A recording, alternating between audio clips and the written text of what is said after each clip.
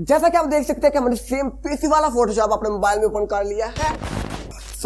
आज हम देखने वाले कि किस तरह हम अपने मोबाइल में सेम पीसी वाला फोटोशॉप किस तरह ओपन करके चला सकते हैं। कोई रिक्वायरमेंट्स नहीं, मोबाइल में भी आपको सारे टूल्स इफेक्ट मिल जाते हैं जो कि आपको पीसी में मिलते हैं। सो आप बस बिना कोई टाइम इसके स्टार्ट करते हैं कि स्पेशल इंटरेस्टिंग वीडियो सब्सक्राइब कर लेना पहले ही।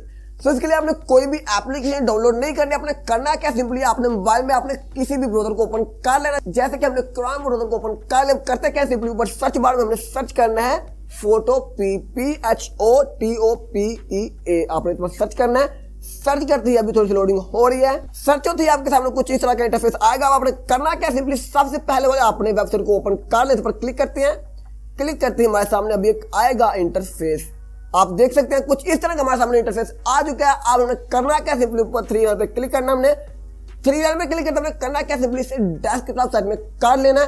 इस पर क्लिक करते हैं एंड आप लोग देख सकते हैं अभी आएगा हमारे सामने अभी इंटरफेस। और कुछ इस तरह से आप लोग देख सकते हैं कि हमारे सामने मुकम्मल पीसी वाला सेम टू सेम फोटोशॉप हमारे मोबाइल में ओपन हो चुका है। यहाँ पर आपको सारे tools like lasso, crop, selection, आपको सारे यहाँ पर टूल मिल जाते हैं।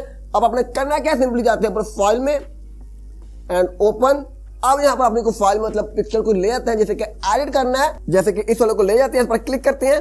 क्लिक करते ही हमारे सामने यहाँ पर आज ऊपर लोडिंग हो रही है एंड हमारे सामने आ चुकी है। इसे हम पहले तो यहाँ पर हैंड टूल से मतलब सेलेक्ट कर लेते हैं, थोड़ा जूम कर लेते हैं, ऐसे हैंड टूल में आते हैं एंड यहाँ से हम इसे ऊपर नीचे काट सकते हैं, हैंड टूल के इस्तेमाल कर सकते हैं। इसे थोड़ा सा पकड़ के थोड़ा जूम मतलब बड़ा कर लेते हैं। अब जैसे कि आपको साथ में दिख रहे हैं सारे टूल, जिस तरह आप उसमें इस्तेमाल करते हैं इसी तरह आप इसी में करेंगे। जैसे कि क्रॉप में आते हैं एंड थोड़ी सी क्रॉप मतलब क्रॉप करते हैं, थोड़ा सा इसको आप लोग क्रॉप कर सकते हैं, बड़ा कर सकते हैं, छोटा कर सकते हैं, कुछ इस तरह से आप लोग यहाँ पर कर सकते हैं एडिटिंग।